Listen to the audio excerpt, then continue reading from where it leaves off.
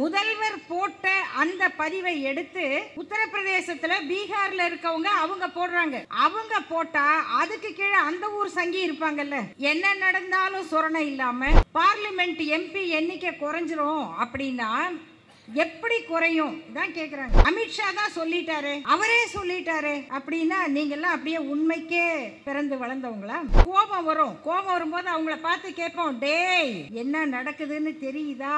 நம்ம சகோதரி டாக்டர் தமிழிசை நல்லா தான் இருந்தாங்க, நல்லா தான் பேசினாங்க. அந்த கட்சிக்கு போன உடனே அவங்க அப்படி ஆயிட்டாங்க. அவங்க கேட்குறாங்க, இப்போ நான் தெலுங்கானாவுக்கு போனேங்க, அங்க போய் தெலுங்கு கத்துக்கிட்டு தானே நான் பேசினேன். நாங்க சரி, அதுக்காக நீங்க 10ஆவதுல தெலுங்கு படிக்க முடியுமா? அப்ப பாண்டிச்சேரிக்கு போடுறவங்க என்னென்ன கத்துக்கணும் சொல்லுங்க. அது ஏன்னா அங்க வந்து பிரெஞ்சு மொழி, அது நீங்க வேற எதையோ நினைச்சிடாதீங்க. பாண்டிச்சேரிக்கு போறவங்க பிரெஞ்சு கத்துக்கணும் சார். எல்லாரும் படிச்சா யார் சார் கக்கு சொல்லுவா? போற போக்குல கேட்பாங்க, நீ எள்ளு உங்க பசங்களுக்கு ட்ரைனிங் கொடுங்க, அது ஒரு முக்கியமான வேலை இல்லையா? ஆனாவில இருந்து ஹெச் வரைக்கும் நிறைய பேர் இருக்காங்க. அவங்க பேர்லாம் வேணாம் நமக்கு. அவங்களே ஒருத்தரை சொன்னா இன்னொருத்தர் ஒத்துக்க மாட்டாங்க. கட்சியில அடிச்சுக்கிறவங்க எல்லாம் இருக்காங்க, எல்லா கட்சியிலயும் இருக்காங்க இல்லையா? ஆனா எந்த கட்சிக்காரங்களும் ஒருத்தர் வீடியோ எடுத்து போட மாட்டாங்க. அவங்க ஒரு புதிய பார்லிமெண்ட் கட்டி இருக்காங்க. அந்த பாராளுமன்றம் எப்படி இருக்குது அப்படின்னா பரதேசி மடம்னு சொல்லுவாங்க. பரதேசி மடம் உண்மையிலேயே அவங்கள பரதேசிங்களை கொண்டு போகணுங்கிறத அவங்க நோக்கம். இந்தி மொழி வந்தா என்ன நடக்கும் அப்படின்னா ஒன்றும் நடக்காது, 2 சட்னி சாம்பார் எக்ஸ்ட்ரா கிடைக்கும்னு ஒருத்தன் சொல்றாங்க. இவங்களை எல்லாம் என்ன சொல்லுவீங்க? இடி, மின்னல், மழை மூன்றையும் கேட்டுவிட்டீர்கள். சூறாவளியெல்லாம் இல்லை, அது மூன்றையும் சேர்த்து என்னுடைய கருத்துக்களை மட்டும் சுருக்கமாக சொல்லுகிற அளவுக்கு 3 பேர் என்னை விட இளையவர்கள். அடுத்தடுத்த ஒரு 10 ஆண்டுக்கு ஒரு முறை ஒருவர் வருவார், இந்த கொள்கையை மேலும் எடுத்து செல்வார் என்பதற்கேற்ப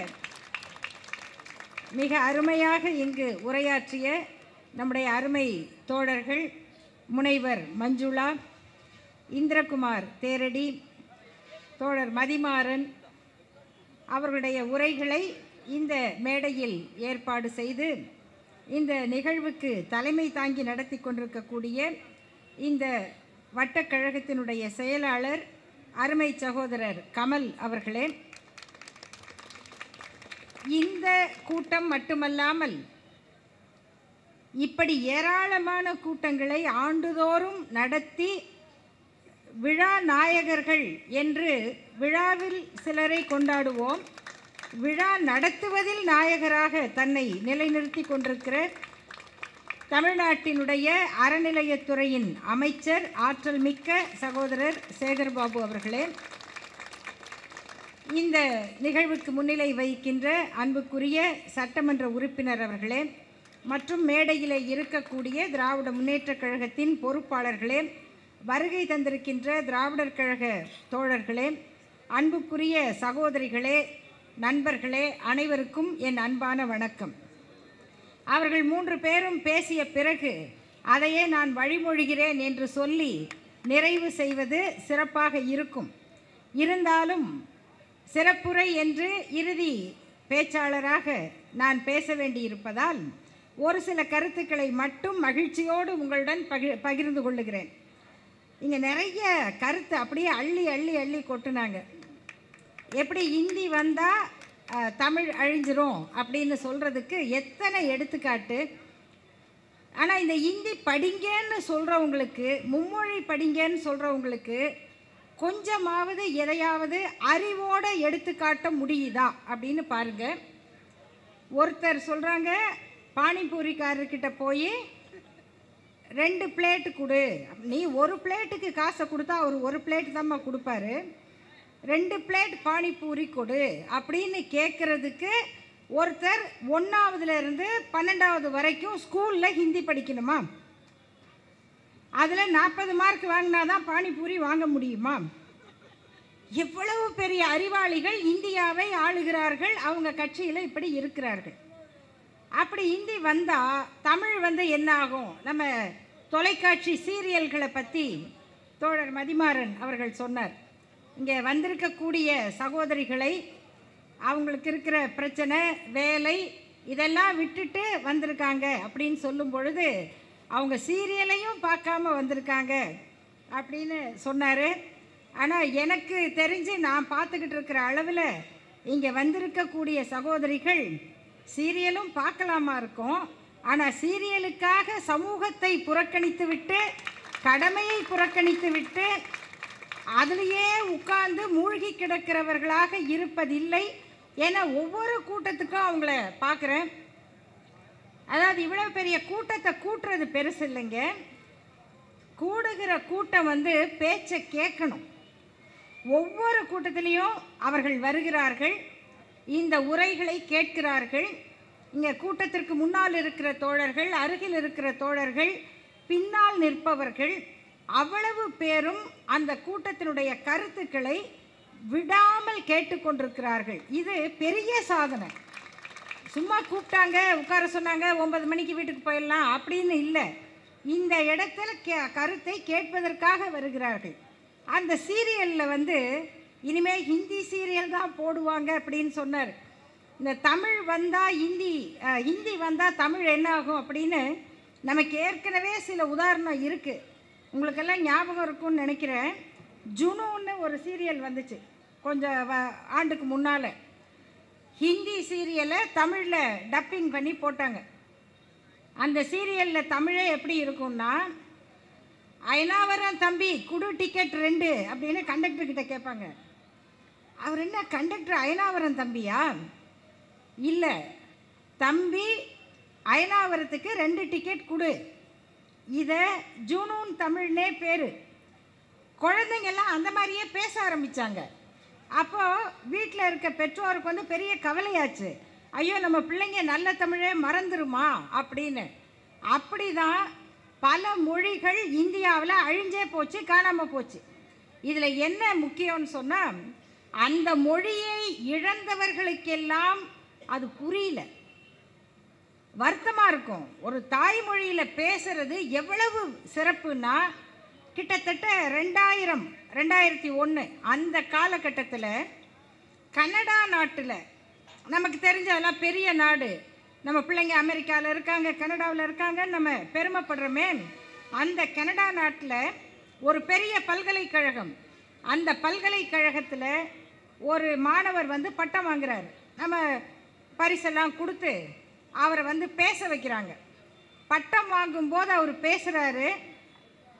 அவர் என்ன சொல்லுவார்? எனக்கு எங்கள் பேராசிரியர்கள் நல்லா கற்றுக் கொடுத்தாங்க, இது ஒரு சிறந்த பல்கலைக்கழகம், எனக்கு ஒரு பெரிய வாய்ப்பு, இப்படி தானே அவர் பேசுவார். அப்படி தான் அவரும் பேசினார். ஆனால் அவர் பேசியது அந்த பல்கலைக்கழகத்திலே கூடியிருந்த ஆயிரக்கணக்கான மக்களுக்கு புரியல. புரியாத ஒரு மொழியில் அவர் பேசினார். அப்போ எல்லாரும் வியந்து பார்க்கும்போது அந்த மாணவர் சொன்னார், நான் பேசுகிறது உங்களுக்கு புரியல. ஏன்னு சொன்னால், நான் பேசுவது இந்த நாட்டின் பூர்வகுடி மக்களுடைய தாய்மொழி. அது என் தாய்மொழி. என் தாய்மொழியில் நான் பேசுகிறேன். உங்களுக்கு அது என்னன்னு புரியாது. ஆனால் உங்கள் தாய்மொழியாகிய ஆங்கிலத்தை எங்கள் மீது திணித்திருக்கிறீர்கள். அதில் தான் நான் படித்து பட்டம் வாங்கியிருக்கேன்னு ஒரு பல்கலைக்கழகத்தில் பட்டம் வாங்கி ஒரு மாணவர் போய் தன்னோட ஆற்றாமையை பேசுகிறாரு. எங்கே? வளர்ச்சி அடைந்த ஒரு நாட்டில்.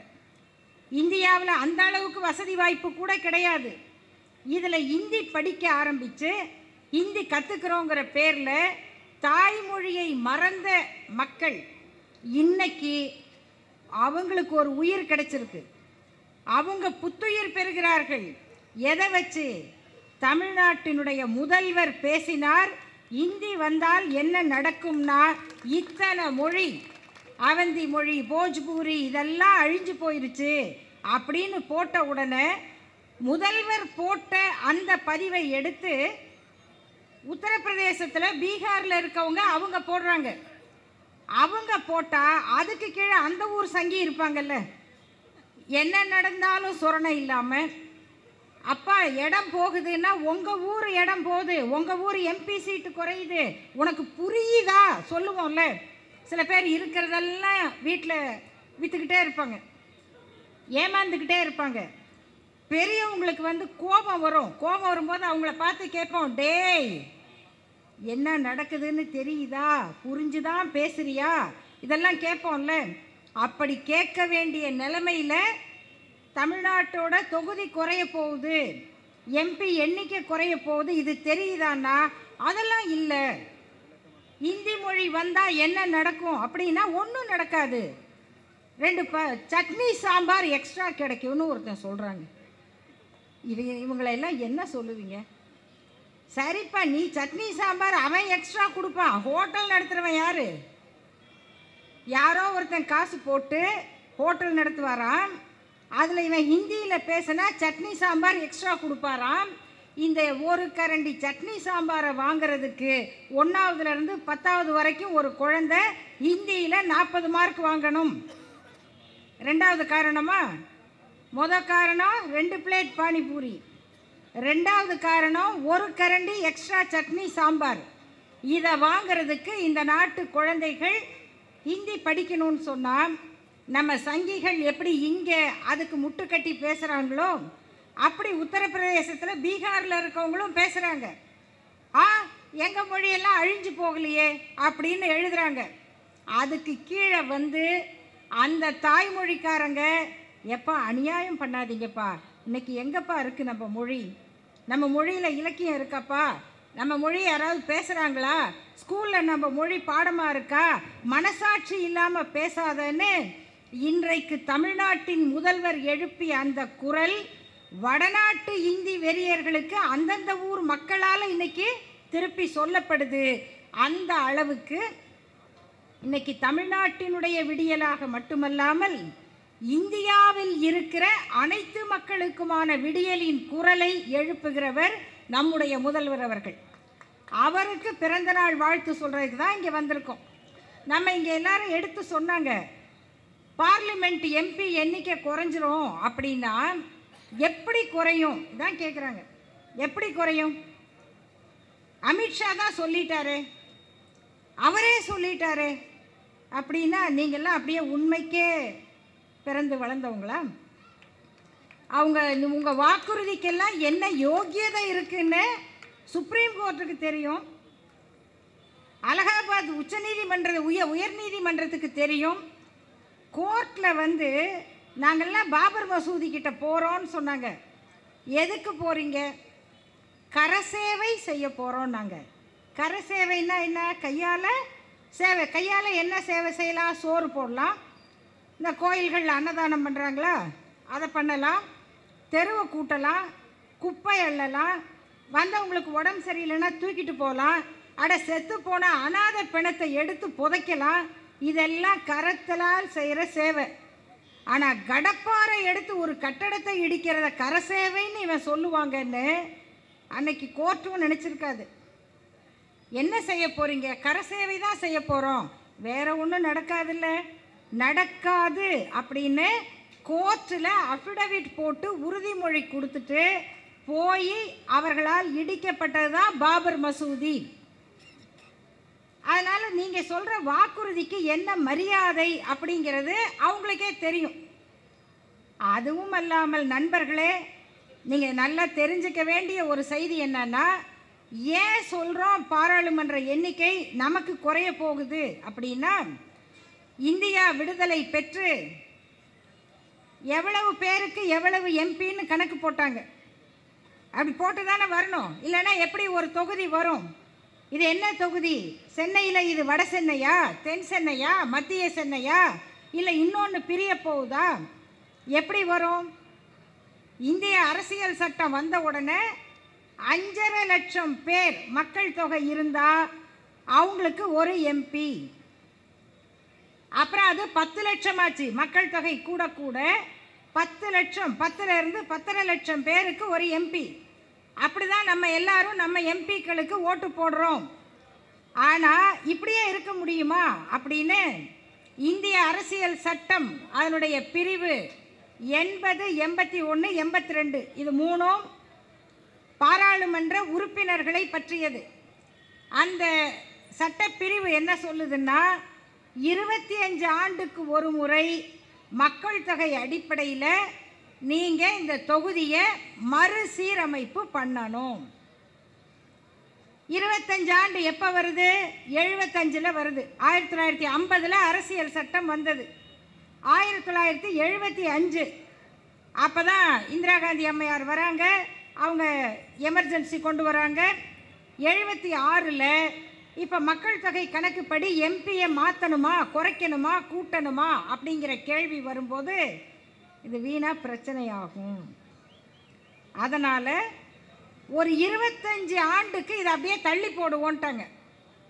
25 ஆண்டுக்கு எம்பி எண்ணிக்கையை மாற்றுறதில்ல அப்படின்னு அரசியல் சட்டத்துக்கு அமெண்ட்மெண்ட் திருத்த சட்டம் கொண்டு வந்து அரசியல் சட்டத்தினுடைய 81வது பிரிவை 25 ஆண்டுக்கு நாங்கள் இப்படியே வச்சுருக்கோன்னு திருத்தினாங்க. 25 ஆண்டு முடிஞ்சது எப்போ? 2002. அப்போ யார் ஆட்சியில்? பிஜேபி ஆட்சி. 2002. இப்போ மறுபடியும் மக்கள் தொகை கணக்கு எடுக்கணும். மக்கள் தொகை கணக்கை எடுக்கலாம், ஆனால் அதுபடி எம்பியை எப்படி குறைக்கிறது, கூட்டுறது, மறுபடியும் பிரச்சனை. என்ன பண்ணாங்க? இன்னும் 25 ஆண்டுக்கு அதை தள்ளி வைக்கிறோம். 2026 மக்கள் தொகை அடிப்படையில் இந்த தொகுதிகள் மறுபடியும் கணக்கிடப்படும்னு மறுபடியும் அரசியல் சட்ட திருத்தம் வந்தது 2002. இப்போ என்ன ஆண்டு? 2025. அடுத்த ஆண்டு தேர்தல் வரப்போகுது.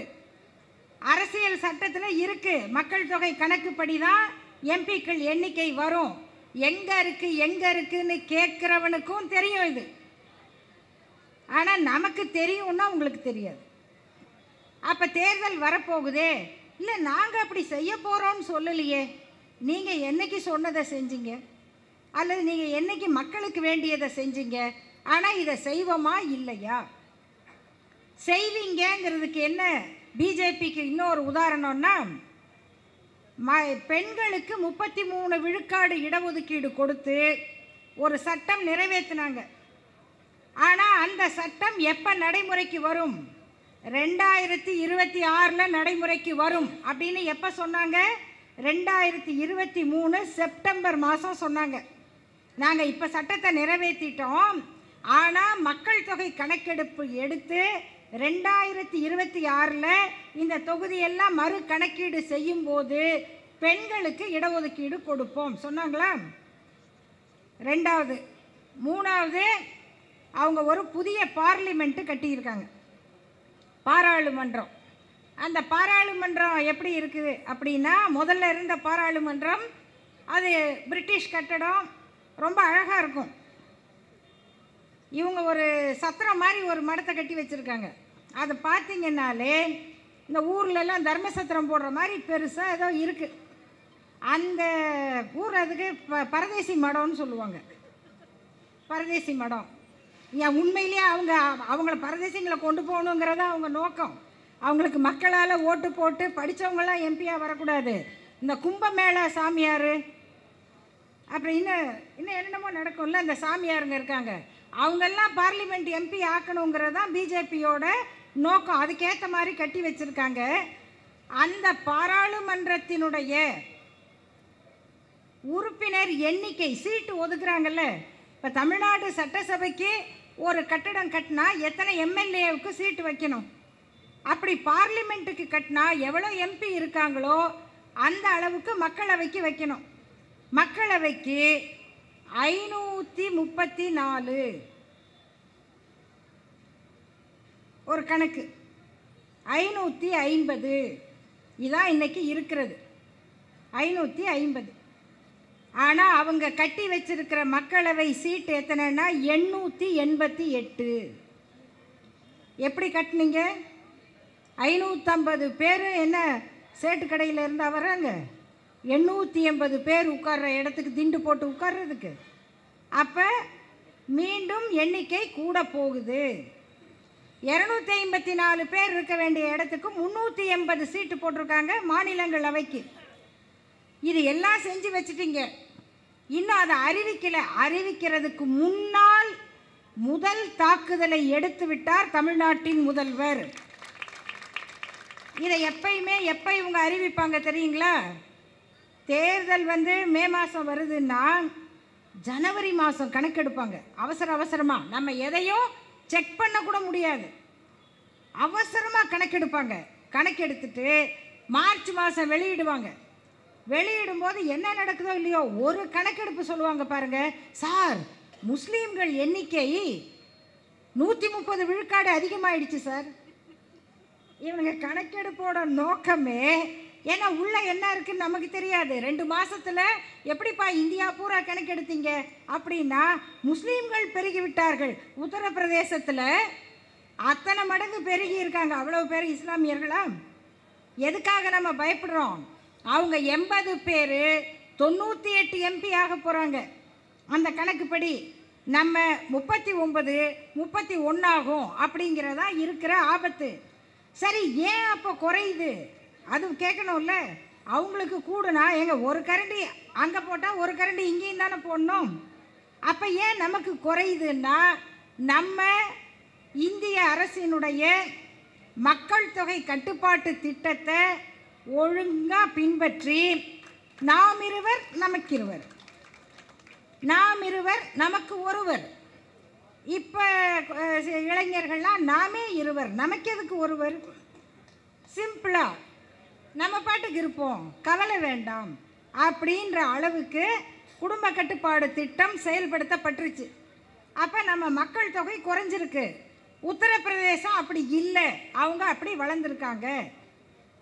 இந்த கணக்கு அடிப்படை கணக்கு.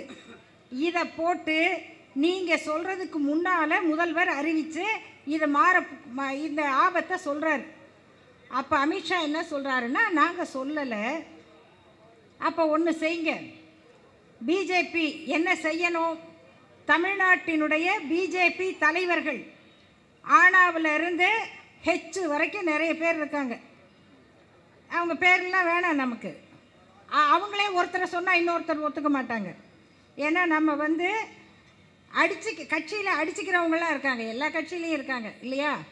புரணி பேசுகிறவங்க இருப்பாங்க, காலவாரி விடுறவங்க இருப்பாங்க, கமிட்டி கூட்டத்தில் அடிச்சுக்கிறவங்க இருக்காங்க. சில இடங்களில் கொலை கூட நடக்குது கட்சி சண்டையில். ஆனால் எந்த கட்சிக்காரங்களும் ஒருத்தர் வீடியோ எடுத்து போட மாட்டாங்க. அதில் கலாச்சார ரீதியாக முன்னணியில் நிற்கிற கட்சி பிஜேபி தான். அவ்வளவு பண்பாடு உள்ளவர்கள். சொந்த கட்சிக்காரரையே ஒழிக்கிறதுக்கு இவ்வளவு அற்புதமான தந்திரங்களை எல்லாம் அவங்க கைப்பற்றுவாங்க. அதனால் அதில் ஒருத்தர் ஒழிச்சிக்கிறதுக்கு அவங்களே போதும், நம்ம தேவையில்லை.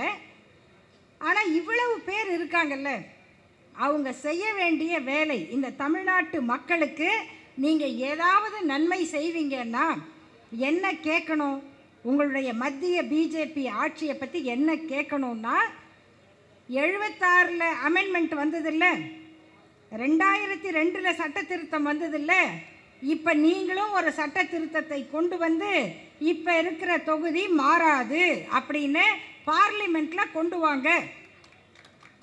நாங்கள் கொண்டு வர வைக்கிறோம்.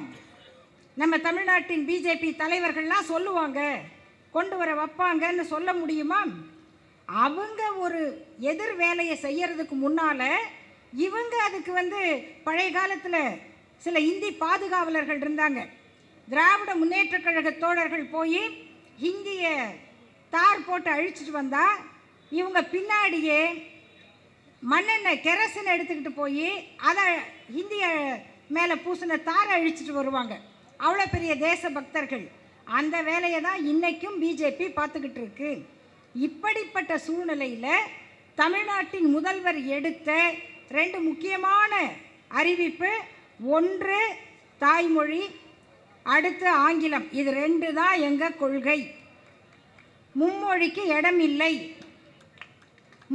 சார் அது ஹிந்தி இல்லை சார், நாங்கள் 3வது மொழியாக தெலுங்கு சொல்கிறோம். நம்ம சகோதரி டாக்டர் தமிழிசை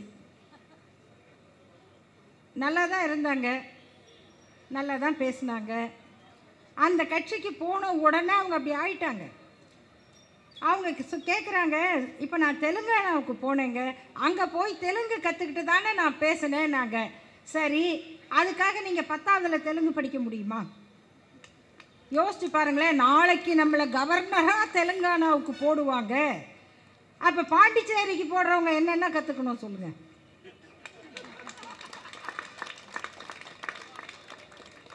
சரி, அது ஏன்னா அங்கே வந்து ஃப்ரெஞ்சு மொழி, அது நீங்கள் வேறு எதையோ நினச்சிடாதீங்க. பாண்டிச்சேரிக்கு போகிறவங்க ஃப்ரெஞ்சு கற்றுக்கணும். அப்போ ஃப்ரெஞ்சு கற்றுக்கிட்டாங்களா? இல்லை. சரி, நான் நாளைக்கு தெலுங்கு மாநிலத்துக்கு போவேன்னு நினச்சி நான் தெலுங்கு கற்றுக்கிட்டு திடீர்னு என்னை தூக்கி ஒரிசாவில் போட்டால் அப்போ எதை கற்றுக்கிறது? அப்போ மூணாவது மொழி என்ன? கிடையாதுங்க. தமிழ்நாட்டில் தமிழ் படித்தாதான் வேலை. இன்னைக்கு தமிழ்நாடு அரசு உத்தரவு. அப்போ கேட்குறாங்க, ஓ அப்போ தாய்மொழி இல்லையா? தாய்மொழி இல்லையா? இருக்கு. திருவள்ளூர் பக்கம் தெலுங்கு மக்கள் இருக்க இடத்துல முதல் மொழியாக அவங்க தெலுங்கு படிக்கலாம். ஒசூர், தருமபுரி, கிருஷ்ணகிரி பக்கத்தில் அங்கே இருக்கிற மக்கள் முதல் மொழியாக கன்னடம் படிக்க முடியும். கன்னியாகுமரி, நாகர்கோயில் பக்கம் இருக்கிறவங்க தாய்மொழி முதல் மொழியாக மலையாளம் படிக்க முடியும். இப்படி அவரவர் தாய்மொழிக்கு மரியாதை கொடுப்பது தான் திராவிடம். எந்த மொழியாக இருந்தாலும் உருது மொழி பேசுகிற மக்கள் அவங்க மொழியை படிக்கிறதுக்கு அவங்க பள்ளி இருக்குது. அரசு பள்ளியில் உருது மக்கள் அதிகமாக இருக்க பகுதியில் அவங்க உருது மொழி படிக்க முடியும். இதுதான் தமிழ்நாட்டினுடைய கல்வி கொள்கை. இதை தான், இந்த பாரம்பரியத்தை தான் தமிழ்நாட்டின் முதல்வர் இன்றைக்கு எடுத்து சொல்லுகிறார். அவங்க பாரம்பரியம் வேறு, நம்ம திராவிட பாரம்பரியம், அவங்க ஆரிய பாரம்பரியம். நம்ம வந்து எல்லாரும் படிக்கணுங்கிறது நம்ம கொள்கை. சார் எல்லாரும் படித்தா யார் சார் கக்கு சொல்லுவா? போகிற போக்கில் கேட்பாங்க. நீ எள்ளு, உங்கள் பசங்களுக்கு ட்ரைனிங் கொடுங்க, அது ஒரு முக்கியமான வேலை இல்லையா? துப்புரவு பணி தானே, சயின்டிஃபிக்காக பண்ணுங்கள் சார். ஐஐடியில் படிச்சுட்டு வாங்க. ஐஐடியில் படிச்சுட்டு எப்படி வந்து நகரத்தை சுத்தமாக வச்சுக்கிறது நம்ம பண்ணாதாங்க அது இந்த மாதிரி வேலை. அவங்க பண்ணால் சானிடேஷன் சர்வீஸ் அப்படி கூட வைங்க. ஏன் ஒருத்தர் அதையே பண்ணணும்னு நம்ம கேட்குறோம். ஆனால் இந்த மும்மொழி கொள்கை எங்கே பிரச்சனையாக வருதுன்னா, தேசிய கல்விக் கொள்கைன்னு ஒன்றை கொண்டு வந்துட்டோம். அதை நீங்கள் ஏற்றுக்கிட்டாதான் உங்கள் பள்ளிக்கூடத்துக்கு நாங்கள் கொடுக்க வேண்டிய பணத்தை கொடுப்போன்னு சொல்கிறாங்க. அந்த தேசிய கல்விக் கொள்கை என்ன சொல்லுது? 3 முக்கியமான பிரச்சனையை சொல்லுது. ஒன்று, மும்மொழி கொள்கை, அது நமக்கு சுமை. ரெண்டாவது, மாணவர்களை ஃபெயில் ஆக்குறது. நம்மெல்லாம் பாஸ் ஆக்கிறதுக்கு பள்ளிக்கூடம் வைக்கிறோங்க, அவங்க கொள்கை வந்து ஃபெயில் ஆக்கிறதுக்கு பள்ளிக்கூடம் வைக்கிறது. எத்தனாவதுலைங்கம்மா ஃபெயில் ஆக்கிறது?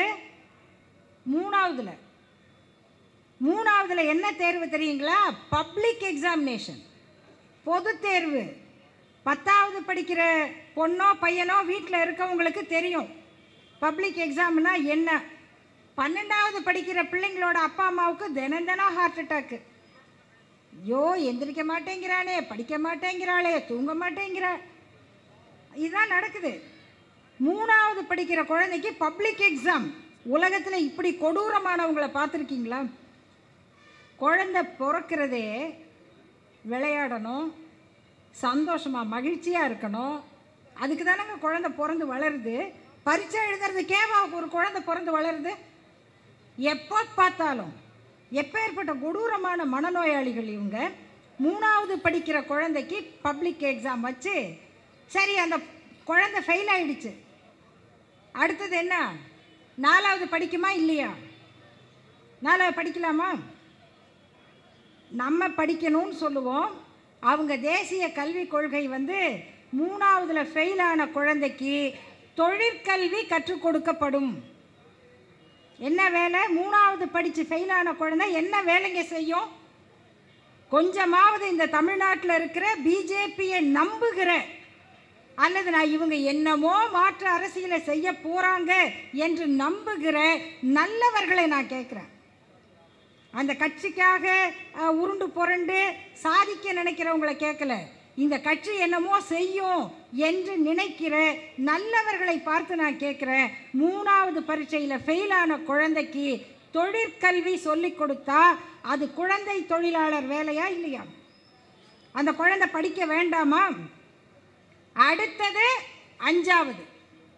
அஞ்சாவதுல ஃபெயில் ஆனால் அந்த வயசுக்கு ஏற்ற தொழிற்கல்வி. அப்புறம் எட்டாவதுல ஃபெயில் ஆனால் அந்த வயசுக்கு ஒரு தொழிற்கல்வி. அப்புறம் 10வது. இது அது வரைக்கும் இல்லை. காலை வெட்டுறது, முழங்கால வெட்டுறது, தொடையை வெட்டுறது, வயிற்றை வெட்டுறது, கழுத்தை வெட்டுறது எல்லாம் கடைசியாக தலை ஒன்று தானே இருக்குது. காலேஜில் படிக்கும்போது முதலாண்டில் 2 செமஸ்டர் இருக்குது. ஒரு செமஸ்டரில் ஒரு பேப்பர் ஃபெயிலுன்னா அத்தோட நீ காலி. உனக்கு ஒரு டிப்ளமா சர்டிஃபிகேட் கொடுத்து உங்களை வீட்டுக்கு அனுப்பிடுவோம். நீ 3 வருஷம் படித்து முடித்தாதானே டிகிரி. நீ டிகிரி வாங்கினாதானே தமிழ்நாடு உயர் கல்வியில் முன்னணிக்கிறது அப்படின்னு போடுவேன். இத்தோட வீட்டுக்கு அனுப்புவோங்கிறது தான் உங்களுடைய தேசிய கல்விக் கொள்கை. இந்த தேசிய கல்விக் கொள்கையை ஏற்றுக்கிட்டாதான் தமிழ்நாட்டு பள்ளிக்கூடங்களுக்கு கொடுக்க வேண்டிய 2500 கோடி பணத்தை நாங்கள் கொடுப்போம்னு சொல்லி ஒன்றிய கல்வி அமைச்சர் பேசுனா அது திமிரா இல்லையா? அந்த திமிரை தமிழ்நாடு அடக்கும் என்று சொன்னார் திராவிடர் கழகத்தினுடைய தலைவர் அவர்கள். எப்படி அடக்கும்? தமிழ்நாட்டினுடைய முதல்வர் எடுத்திருக்கிற இந்த போர் குரலால் அடக்கும். வேற ஒன்றும் வேண்டாம். இல்லை நாங்கள் 5000 கோடி கொடுக்குறோம், நீங்கள் இந்த கொள்கையை ஏற்றுக்குங்க சொல்கிறாங்க. 5000 கோடி கொடுக்குறோம். இந்த கொள்கையை 3வது, 5வது, 8வது, 10வதுல நம்ம குழந்தைங்களை ஃபெயில் ஆக்கிறதுக்கு ஒரு நிமிடம் யோசிச்சு பாருங்கள் நண்பர்களே. எனக்கு தெரியும் எத்தனை குடும்பத்தில் அப்பாங்க அம்மாங்க அந்த பசங்களை அடிச்சே படிக்க வைப்பாங்க. அடி எனக்குன்னா பாவமாக இருக்கும். அக்கா ஏங்கா இப்படி அடிக்கிறீங்க, நீங்கள் அனுப்புங்க நான் பாடம் சொல்லி கொடுக்குறேக்கா அப்படின்னா அவங்க சொல்லுவாங்க, அருள் நீங்கள் ரொம்ப சாஃப்டாக சொல்கிறீங்க. அவன் கேட்க மாட்டான், ஏமாத்துறான். 4 போட்டால் தான் படிப்பான். அக்கா இப்படியெல்லாம் அடித்தெல்லாம் படிப்பு வராதுங்க்கா அப்படின்னு மெதுவாக அண்ணா நீங்களாவது சொல்லுங்கன்னா அண்ணன் சொல்லுவார், இல்லை அக்கா சும்மா கொஞ்சமாக அடிக்கிறான், நல்ல நெல் இழுத்து வாங்கு அப்படின்னு அந்த அண்ணன் சொல்லுவார். இப்படி அடித்து படிக்க வச்ச பசங்க எனக்கு அன்னைக்கெல்லாம் பாவமாக இருந்தது. குழந்தைங்கள அடிக்கலாமா கூடாதா? இன்றைக்கி இருக்கிற கொள்கை வேறு. இன்றைக்கி குழந்தைங்கள அடிக்க முடியாது. அது நம்மளை பார்த்து நான் ஃபோன் பண்ணட்டுமா போலீஸ்க்கு? கேட்குது. ஏன் இன்றைக்கி இருக்க சூழல் வேறு. அந்த அளவுக்கு நம்ம வளர்ச்சி அடைஞ்சிருக்கோம். குழந்தைகளுடைய உரிமையை பற்றி இன்றைக்கி பேசுகிறோம். அன்னைக்கு என்னென்ன பேசுவாங்க? ஒரு கண்ணு கொஞ்சம் மாறு கண்ணுன்னா என்னென்ன பேர் வச்சுருக்கோம் தமிழில், இங்கிலீஷில் ஞாபகம் இருக்குங்களா? அது என்னது? அவர் வேணும்னு பண்ணிக்கிட்டதா? ஒருத்தர் கண்ணை குத்தி கோணையாக பார்க்குறாரா? அந்த கண்ணுக்கு என்ன பேர் இன்றைக்கி சொல்ல முடியுமா? தைரியமா சொல்ல முடியுமா? காலை இழுத்து இழுத்து நடந்தால் ஒரு குறைபாடு இருந்தால் அவருக்கு திமிரே பேச வரக்கூடாது. அவர் திமிரா பேசுனா பழமொழி வச்சுருக்கோம் நம்ம ஊரில். இன்றைக்கி சொல்ல முடியுமா? இன்றைக்கி அவங்கள நொண்டி குருடுன்னெலாம் சொல்லக்கூடாது. உடல் ஊனமுற்றோர்னு சொல்லக்கூடாது. கலைஞர் என்ன பேர் வச்சாரு? மாற்றுத்திறனாளிகள். அப்படி வளர்ந்துருக்கோம். இன்றைக்கி குழந்தைகள் உரிமை பேசப்படுது. அன்னைக்கு அப்படி இல்லை. அடித்தாதான் படிப்பாங்கன்னு ஒரு நிலைமை. பிள்ளைங்களை கொண்டு போய் பள்ளிக்கூடத்தில் சேர்ப்பாங்க. அப்பா சொல்லுவாராம், சார் ஒரே ஒரு விண்ணப்பம் சார். வாத்தியார என்ன? கண்ணை மட்டும் விட்டுருங்க சார், மற்றபடி தோலையே உரிச்சாலும் சரி. ஐயோ அப்பாவா இப்படி சொல்கிறாரு? இதெல்லாம் மனசாட்சி இருக்கா? அந்த அப்பாவை பார்த்தா நம்மளுக்கு அப்படியே 10 வில்லனை பார்த்த மாதிரி இருக்கும். ஆனால் இன்னைக்கு அப்படி அடி வாங்கின பையன், அப்படி மிரட்டப்பட்டு அடி வாங்கி வளர்ந்த பொண்ணு அமெரிக்காவில் இருக்குது, லண்டனில் இருக்கிறாங்க. அங்கேருந்து சொல்கிறாங்க, அன்னைக்கு எங்கள் அப்பா அடித்த அடி, எங்கள் வாத்தியார் அடித்த அடி எல்லாம் இன்றைக்கி எனக்கு சம்பளமாக கிடைக்குது. அன்றைக்கி அடி வாங்கினேன், இன்றைக்கி சம்பளம் வாங்கினேன். டாக்டராக இருக்காங்க. என்னமோ கஷ்டங்க. அடிக்கக்கூடாது தான், அதான் என் கொள்கையும் கூட. சரியில்லை தான். ஒரு நண்பர் ஒரு சின்ன பெட்டி கடை வச்சுருக்காரு. மத்தியானத்தில் கொஞ்சம் தூங்கலான்னு தோணுது, தூங்கலாம் அசதியாக இருக்குது. இல்லை தூங்க முடியாது. ஏன்? ஸ்கூல் பிள்ளைங்க வர்ற டைமு. ஸ்கூல் பிள்ளைங்க வர்ற டைமில் பென்சில் ரப்பர் விற்றாதான் நாளைக்கு என் குழந்தைக்கு ஃபீஸ் கட்ட முடியும். அதனால் அப்படி கண் அசந்து வருது, தூங்க முடியாதுமா அப்படின்னு சொல்லி பிள்ளைங்களை படிக்க வைக்கிறாங்க. கடைசியாக பணம் கட்டுறதுக்கு ஒன்றுமே இல்லைன்னா அந்த காது திருகாணி கூட ஒன்றும் பேராது, அதை விற்றுட்டு பணம் கட்டலாமா அப்படின்னு படிக்க வைக்கிறாங்க. அந்த குழந்தை 3ஆவதுல 5ஆவதுல ஃபெயில் ஆயிருச்சு அப்படின்னா அந்த பிள்ளைய வீட்டுக்கு அனுப்புன்னு சொல்லுகிற அந்த கொள்கையை நாம் ஏற்றுக்கொள்ளலாமா? இதை கூடாதுன்னு சொல்லுகிற நம்முடைய தமிழ்நாட்டின் முதல்வருக்கு நாம் உறுதுணையாக இருக்கணுமா இல்லையா? இன்னைக்கு நாம மட்டும் இல்லை, இந்த குரலுக்கு நண்பர்களே, இந்தியாவில் இருக்கும் அத்தனை மாநிலத்திலும் ஆதரவு குரல்கள் ஒலிக்கின்றன. அவங்களுக்கு இன்னைக்கு அதுதான் பயமாக இருக்குது. அதுக்கு தான் இப்போ தமிழ்நாட்டில் புதுசாக ஆளை விட்டு தெருவுக்கு தெரு நின்று பேச வைக்கிறாங்க. அவர் பஸ்ஸில் ஏறுனா ஒரு பேட்டி, இறங்குனா ஒரு பேட்டி, என்னென்னமா பேசுறது. நாட்டில் என்ன பிரச்சனை இருக்குது, என்ன ஆபத்து இருக்குது, அதை பற்றி மக்கள் பேசாமல் யார் யாரை கல்யாணம் பண்ணாங்க, யார் யாரை ஏமாத்தினாங்க, யார் மேலே யார் கேஸ் போட்டாங்க, இதுவா மக்கள் பிரச்சனை? இதுவாங்க மக்கள் பிரச்சனை? மக்கள் பிரச்சனையை பேச வேண்டிய நேரத்தில் இப்படிப்பட்ட பிரச்சனை இல்லாத ஒன்றை தெரு தெருவாக பேச வைக்கிற வேலை தான் இன்றைக்கு ஒன்றிய பிஜேபி ஆட்சி செய்து கொண்டிருக்கிற வேலை.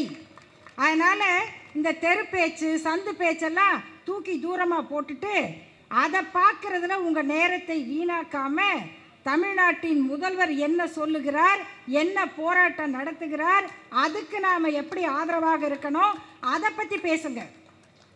வாட்ஸ்அப்பில் இந்த கதைகள் வந்தால் அதை அப்படியே அழித்து விட்டுட்டு தமிழ்நாடு கல்வியில் முதல் மாநிலம் அப்படின்னு வர்ற செய்தியை உங்கள் நண்பர்களுக்கு அனுப்புங்க.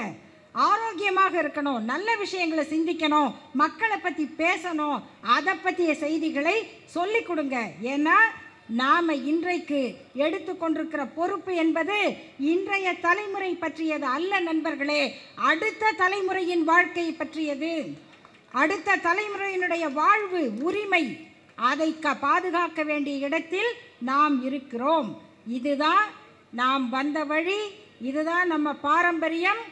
இந்த பாரம்பரியத்தை தான் நம்முடைய முதல்வர் இன்றைக்கு உயர்த்தி பிடிக்கிறார். ஒன்று. ரெண்டாவது, தான் வந்த வரைக்கும் மட்டும் இல்லை, தனக்கு அடுத்த தலைமுறை இருக்கு இல்லையா, அதை எப்படி உருவாக்கி இருக்கார் அப்படிங்கிறது தான் இங்கு தோழர் மதிமாறன் அவர்கள் சொன்னார். அந்த உதாரணத்தை மட்டும் நான் சொல்லி முடிக்கிறேன். நான் முந்தி சொன்னேன் இல்லையா, மாறு கண்ணு இருக்கவரை என்ன சொல்லுவோம், காலு சாஞ்சவரை என்ன சொல்லுவோம். இதே மாதிரி இந்த பொம்பளைன்னு பேசுகிற பேச்சு ஒன்று இருக்குது. ரெண்டு பேச்சு. ஒன்று, ஒருத்தர் எவ்வளவு சிறப்பாக இருந்தாலும் அந்த பொம்பளை பழக்கம் இருக்கா இல்லையா? அதே மாதிரி ஒருத்தர் எவ்வளவு தப்பு பண்ணாலும் ஆம்பளை அவர் அப்படி தான் பண்ணுவார். இந்த பேச்சை ஒழிக்கிறதுக்கு இந்தியாவிலேயே பல அதிர்ச்சி வைத்தியத்தை தந்தை பெரியார் தான் கொடுத்தார். அதிர்ச்சி வைத்தியம்தான். ஏன்னா என்ன, ஒருத்தர் இத்தனை பெண்ணுங்களை ஏமாற்றிட்டாரேன்னு கேட்டால் அவர் ஆம்பளைங்க அப்படி தான் செய்வாருன்னு பேசுகிற பெண்களே இருக்காங்களா இல்லையா? இப்படி பேசுனா பின்னால் நின்று சிரிக்கிற பெண்களும் இருக்காங்க. இது இருக்கு. அப்போ அவங்களுக்கு எப்படி புரியும்? தந்தை பெரியார் சொன்னார், அம்மா பெண்கள் பிரச்சனை தீரணும்னா பெண்மை இப்படி இருந்தால் பத்தாது, ஆண்மை ஒழிய வேண்டும்னார். ஆண்மை ஒழிய வேண்டும்னா என்ன அர்த்தம்? என்ன அர்த்தம்? ஆண்கள் ஆண்மை தன்மையற்றவர்களாக போகணும்னா இல்லை. இப்படி செய்கிற அட்டூழியத்துக்கும் தவறுகளுக்கும் ஒரு பெண்ணை கொடுமைப்படுத்துறதுக்கும் நான் ஆம்பளை அப்படி தான் செய்வேன், அவர் அப்படி தான் செய்வார் அப்படின்னு சொல்லிக்கிட்டு இருக்கோம் பார்த்தீங்களா? அந்த ஆண் என்கிற தன்மை ஒழியணும். இதுதான் தந்தை பெரியார் சொன்னார். அப்போது ஆண்மைன்னு பேசுகிறதே பெண்ணுக்கு எதிரானது. அப்போ சில பேர் சொல்லுவாங்க, இந்திரா காந்தி அம்மாவை பாராட்டுறதுக்கு, இந்திரா காந்தி அம்மையார் காங்கிரஸ் அமைச்சரவையிலேயே அவர்தான் ஒரே ஒரு ஆண் அப்படிம்பாங்க. அதாவது அவர் தான் ஆம்பளையாம், மற்றவங்கெல்லாம் பெண்களாம். அவங்க யாரை கேவலப்படுத்துகிறாங்க? ஆண்களை இல்லை, பெண்களை கேவலப்படுத்துகிறாங்க. யாரையாவது திட்டணுன்னா நான் என்ன புடவை கட்டியிருக்கேன்னு நினச்சியா? ஏன் புடவை கட்டியிருந்தா கேவலமா? நான் வளையல் போட்டிருக்கேனா கேட்பாங்கள்ல. இதெல்லாம் பேசிக்கிட்டு இருந்த ஊரில் இந்த மாதிரி ஆண்மை பெண்மைன்னு பேசக்கூடாது அப்படின்னு எடுத்து சொல்கிற பண்பாட்டு இயக்கம்தான் திராவிட இயக்கம். இதை நாங்கள் சொல்லலாங்க. நான் திராவிடர் கழகம். இங்கே பேசின நம்ம தோழர்கள் எல்லாரும் திமுக கட்சி இல்லைங்க. நாங்கள் யாரும் திமுகவில் உறுப்பினர்கள் கிடையாது. நாங்கள் திராவிட இயக்க கொள்கையாளர்கள், திராவிடர் கழகத்தினுடைய பொறுப்பாளர்கள். நாங்கள் இதை பேச முடியும். திமுக என்பது அரசியல் கட்சி, இதானே எல்லாரும் சொல்கிறது. அதில் இதெல்லாம் பேசக்கூடாது. ஆனால் சமீபத்தில் ஒரு நிகழ்ச்சி நடந்தது. அந்த நிகழ்ச்சியில் நம்முடைய மரியாதைக்குரிய அமைச்சர் அவர்கள், இந்த அமைச்சரில் இன்னொரு அமைச்சர் அவர்கள் என்ன பேசினாருன்னு சொன்னால், தமிழ்நாட்டை சிறப்பாக சொல்லுவதற்காக இது ஆண்மையுள்ள மாநிலம் அப்படின்னு சொன்னார். இது ஆண்மையுள்ள மாநிலம். அப்போ பெண்மையுள்ள மாநிலம் எது? பெண்மையுள்ள மாநிலமாக இருந்தால் இது இப்படி இருக்குமா இல்லையா? இந்த கேள்வி வருது இல்லையா?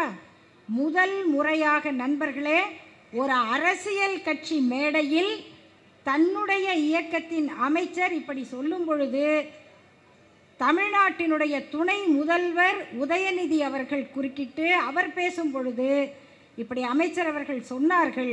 ஆனால் இந்த ஆண்மை என்கிற சொல் பெண்களை இழிவுபடுத்துகிற சொல், அதனால் நம்ம அப்படி பயன்படுத்தக்கூடாது அப்படின்னு அந்த மேடையில் விளக்கம் கொடுத்தார். இது சும்மா பரம்பரையாக வந்தால் மட்டும் வராது.